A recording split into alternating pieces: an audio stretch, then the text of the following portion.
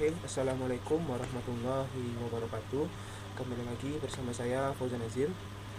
Pada video kali ini saya akan menjelaskan mengenai simulasi sinkronisasi pada sistem operasi. Sebelumnya saya akan memberikan sedikit penjelasan mengenai apa itu sinkronisasi. Jadi pada sistem operasi ada suatu istilah yang disebut dengan race condition. Race condition adalah suatu kondisi yang mana terdapat beberapa proses yang mengakses dan memanipulasi data di saat yang bersamaan. Hasil akhir dari data tersebut sangat tergantung dari proses mana yang terakhir kali dijalankan. Untuk menghindari data yang tidak konsisten seperti ini, diperlukan suatu teknik sinkronisasi. Sinkronisasi dapat dilakukan pada critical section, yaitu yang mana sebuah proses mengakses sumber daya yang sama. Jadi di sini saya akan mensimulasikan mengenai sinkronisasi sebelumnya pada CPU simulator ini. Pada tabel advance, klik tombol input output, kemudian setupnya kita cek. Kemudian ini kita sembunyikan terlebih dahulu. Kemudian pada tab advance, klik tombol compiler, kita besarkan. Kemudian di sini saya sudah mempunyai shortcode-nya.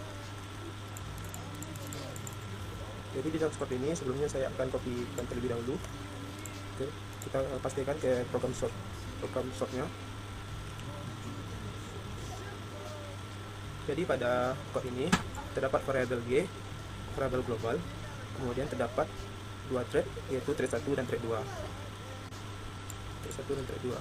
Yang mana di dalam dua thread ini mengakses variabel global yang sama, variabel G pada thread 1 dan pada thread 2, dan manipulasi variabel G. Kemudian di akhir code-nya di sini kita memanggil thread 1 dan thread 2. Baik, langsung saja. Langkah berikutnya yaitu pada tab compile, kita klik tombol compile. Kita tunggu saja terlebih dahulu.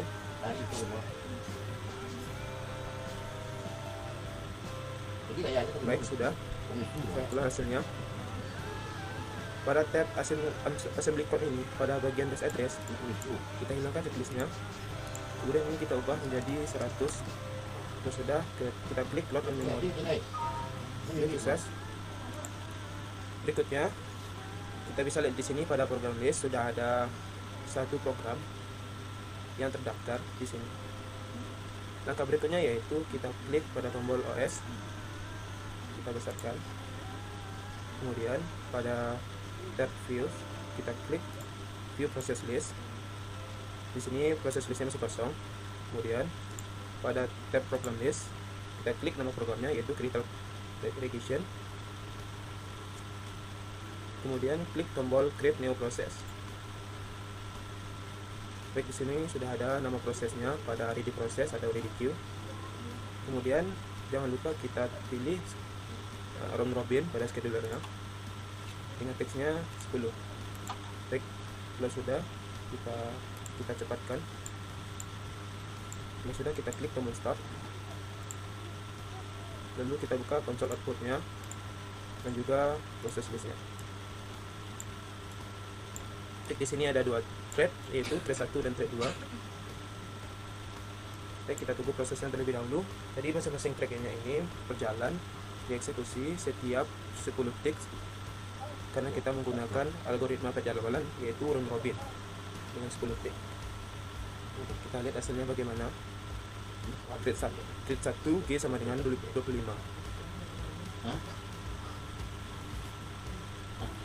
Ini kalau kita analisa dari outputnya, maksudnya dari shortcode-nya, kita lihat pada program compiler. Seharusnya G ini mengikuti nilai dari N dari masing-masing thread. Misalnya pada thread 2 G-nya sama dengan 12, kemudian pada thread 1 sama dengan 20, mengikuti dari shortcode-nya ini.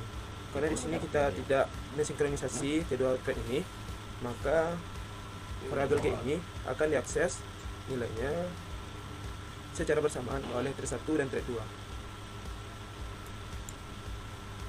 Kemudian kita akan mencoba lagi. Kita akan buat kedua thread ini dieksekusi, atau kita akan mensinkronisasikan kedua thread ini Caranya yaitu kita tinggal menambahkan sinkronisasi, synchronize. Kita tambahkan synchronize pada thread 1, kemudian pada thread 2 kita buat juga perintahnya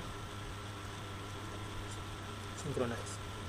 Kemudian kalau sudah, kita klik tombol compile.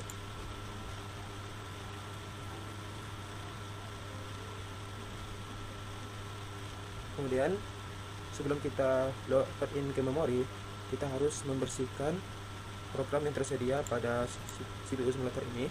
Pada program listnya kita hapus terlebih dahulu, kita remove kan. Udah. Lalu kita kembali lagi ke program compiler. Cache address-nya kita set menjadi 100, lalu kita login memori. Sukses. Kalau sudah, kita kembali ke OS simulator. Program listnya kita buat create new process. Baik, di antrian sudah ada. Kemudian berikutnya kita tinggal klik tombol start. Lalu kita perhatikan pada outputnya dan juga proses listnya.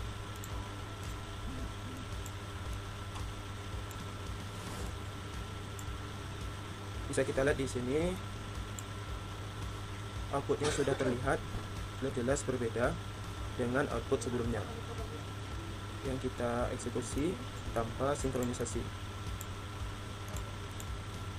Lihat di sini pada output sebelumnya itu memanggil semuanya secara bersamaan. Sedangkan pada proses yang kita sinkronisasi ini, kita memanggil satu persatu, mulai dari in main thread 1, thread 1 G sama dengan 20, setting thread 1, in thread 2 G sama dengan 12. Ini sama perkiraan sebelumnya mengenai loopnya ini. Kemudian kita lihat lagi thread 1 dieksekusi, kemudian selesai, baru masuk ke thread 2. Baik. Kemudian ada cara berikutnya. Ada cara lain selain dengan memberikan synchronize ini, yaitu dengan cara kita tambah perintah enter. Kita tambah perintah enter.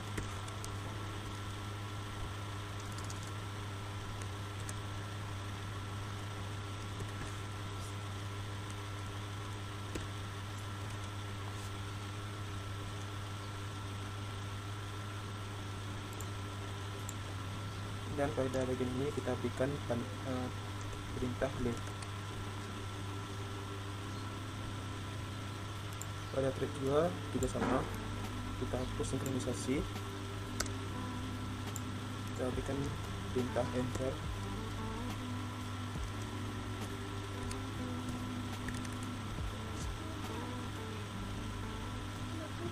Kemudian di sini kita tambah link.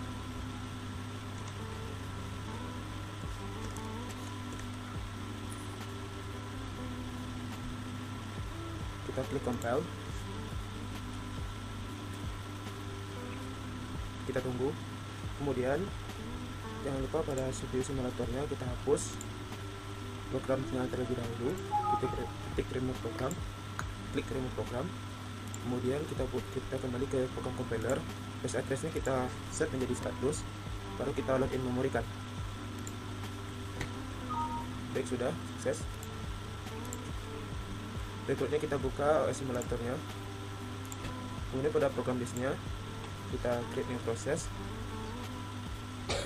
Kita klik create new process.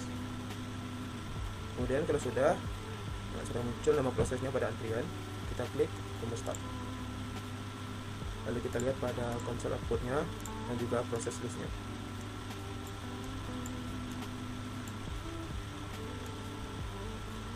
Baik, di sini kita bisa lihat pada sinkronisasi yang pertama,